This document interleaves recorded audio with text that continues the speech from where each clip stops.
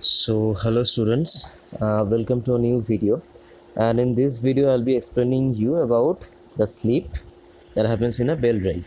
Okay, now the question is, what is sleep? See, in technical language we explain sleep as a relative motion, okay, between the belt and the pulley.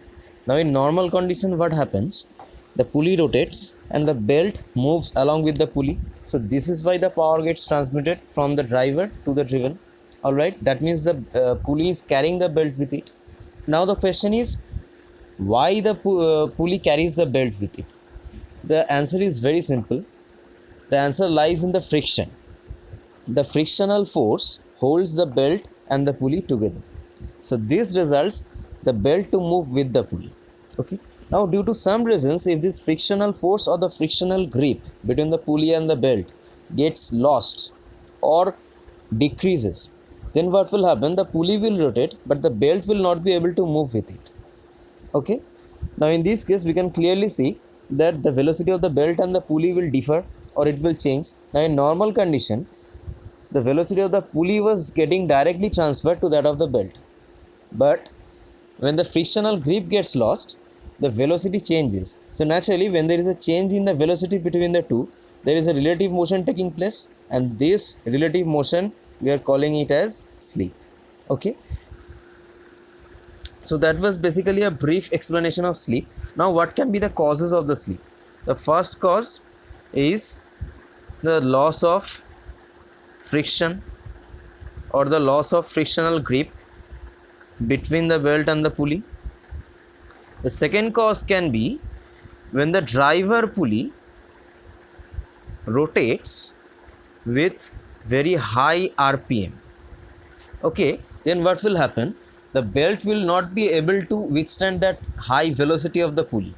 Okay, so the velocity that is getting transferred from the pulley to the belt decreases. So the belt experiences a sleep, or the velocity of the belt becomes less than that of the pulley, and naturally a relative motion is coming, that is called sleep. That means when the driver pulley is rotating at a very high RPM, then also sleep can occur. Okay, now let's say something about the effects of sleep. The first effect will be obviously reduction in velocity ratio. What it will do, it will reduce the velocity ratio of the driver and the driven pulleys. Okay, next, since the velocity ratio is getting decreased, so naturally there will be a loss in power transmission.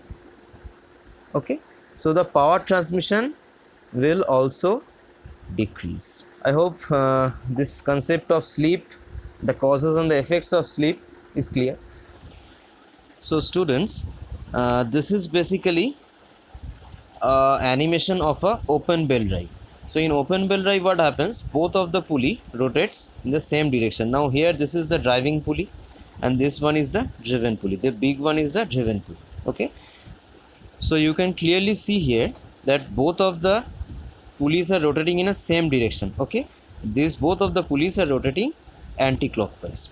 Now if you see the animation carefully, you will notice that the belt is moving along with the pulley. Okay, now why this is happening? This is happening due to the friction between this surface of the pulley and the belt. Okay, now as long as the frictional force will act between the pulley and the belt will move along with the pulley, right? Now when the frictional force gets decreases, or if the pulley rotates at a very high speed, right, or if this driver pulley rotates at a very high RPM, so then what will happen? The pulley will keep on rotating but the velocity of the belt will be less, right? So naturally, as this pulley and the belt is having a different velocity, so there will be a relative motion between the two, and this relative motion is termed as sleep. Okay, which is always expressed in percentage. All right, so I hope through the animation I was able to make you clear the concept a bit. So now let's move on to the derivation, where we will express the velocity ratio in terms of sleep. So for that, let me draw driver pulley, and let this be the driven pulley. Okay, this be a open belt drive. We all know this is a diagram of an open belt drive. Okay, this be the pulley 1, this be the pulley 2. Now it is rotating clockwise, so this will also rotate clockwise. So here the velocity will be v2, here it will be v1. The angular velocity of 1, let it be omega 1. The diameter of the pulley 1, let it be d1. Again for this, the angular velocity be omega 2 and diameter be d2. Okay, I hope this is clear. Now let us consider that the RPM of the pulley 1 is n1 and pulley 2 is n2. Okay, so these were all the basic notations that we will be using during the derivation. Okay, now one thing to say that is very important: in case of driver pulley, okay, the velocity of the belt is less than the velocity of the driver pulley. Okay, that means in case of the driver pulley, the pulley is rotating at a high speed and the belt is moving at a low speed, so the velocity of the belt is less than that of the pulley. And in case of the driven pulley, the thing is just opposite. What happens? The velocity of the belt is more than that of the velocity of the driven pulley. Okay, now while deriving, we need to remember these concepts. Now another thing is that the slip is always expressed in percentage. Okay, so the slip for pulley 1 will be S1%, which can be equal to S1 by 100, because to convert from percentage to fraction, we divide it by 100. Similarly for pulley 2, it will be S2%. Okay, naturally it will be S2 by 100. Okay, now here I have told that in case of driver pulley, the velocity of the belt is decreasing. Now a simple question arises that how much is the velocity of the belt decreasing? Okay, in normal case what happens? The velocity of the pulley gets directly transferred to that of the belt, so both the velocities becomes equal. Okay, but when slip is happening, the velocity of the belt is getting decreased. Now the question is how much the velocity of the belt will decrease. Okay, so the velocity of the belt will decrease by the percentage of slip that is occurring in the driver pulley.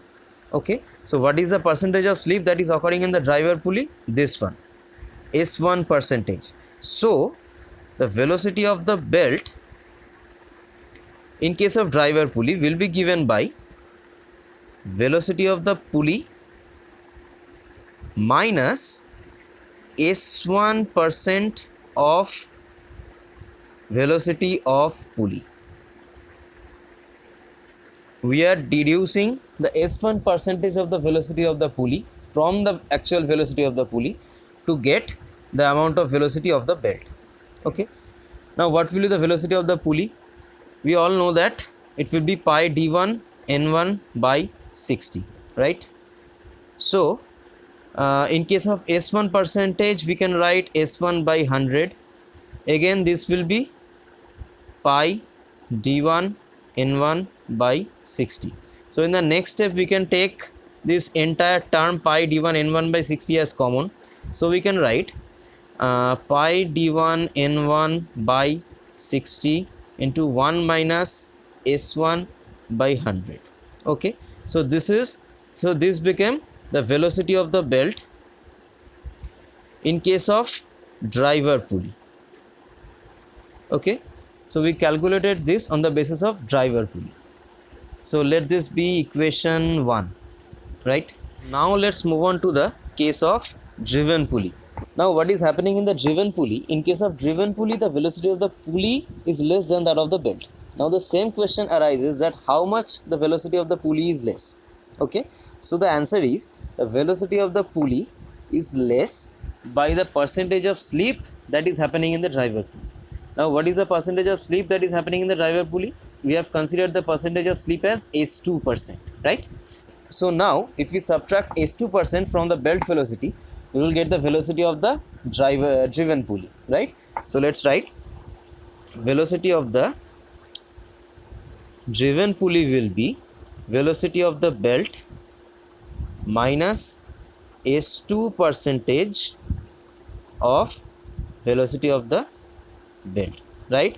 So from here we can write as we can take velocity of the belt as common, and we can directly write as 1 minus s2 percentage, so that will be s2 by 100, right?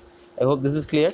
Now what was the velocity of the belt? In the previous equation, or in the equation 1, we have found out the velocity of the belt is to be pi d1 n1 by 60 into 1 minus s1 by 100, this one. So we'll put this value, pi d1 n1 by 60 into 1 minus s1 by 100, and here we will write 1 minus s2 by 100. Okay, so this will be the velocity of the driven pulley. We can also write the velocity of the driven pulley as pi d2 n2 by 60. Okay, I hope this is clear. Now from here what we can do is we can cancel out pi by 60 from both the sides. Okay, so the equation now becomes d2 n2 by d1 n1, right, equals to, now if we multiply this total thing, what it will become? It will become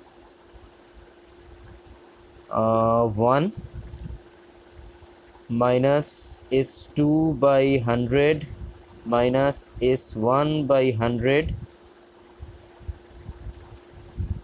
plus s1 s2 by 100, right? Sorry, by 100 square.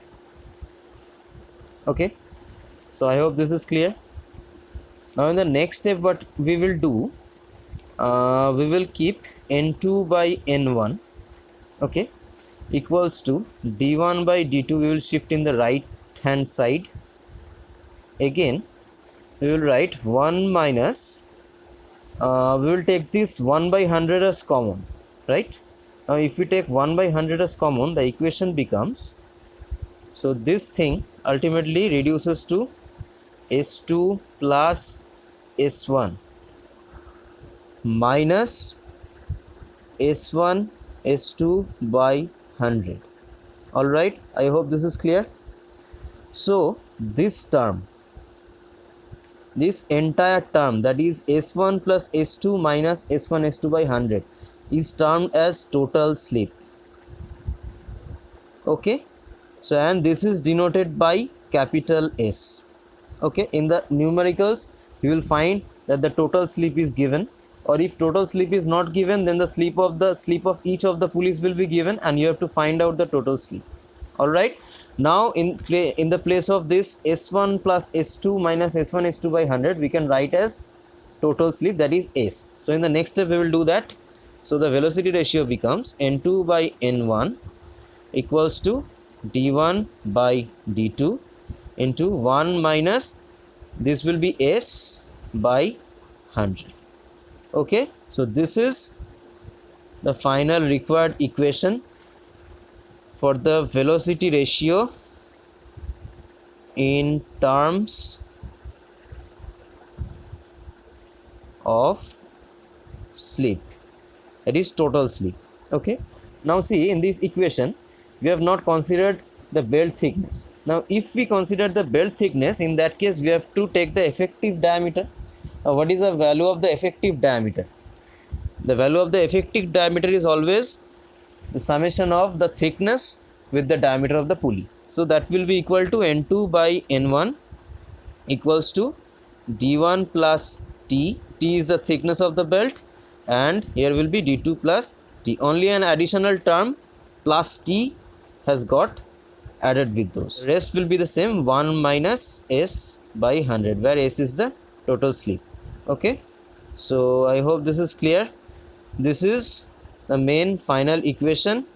If we do not consider the thickness, we will put the value of t as 0. Okay, now let me tell you something about the effective diameter. This effective diameter or the effective radius This effective radius is given by the sum of the radius of the pulley, okay, plus half of the thickness, that is t by 2. So from the radius, if we try to find out the diameter, we have to multiply this with 2. So naturally the right hand side will be multiplied with 2. So if we multiply the right hand side with 2, the radius of the pulley becomes 2 into radius, that is diameter, plus t by 2 into 2 will be t. So ultimately the thing becomes d plus t. Okay. So for the driver pulley we will take it as d1 plus t, and for the driven pulley it will be d2 plus t. Okay. So this was all about the derivation of velocity ratio, or expressing the velocity ratio in terms of total slip. Alright. Now I think the concept is clear now. So thank you students, and keep studying well.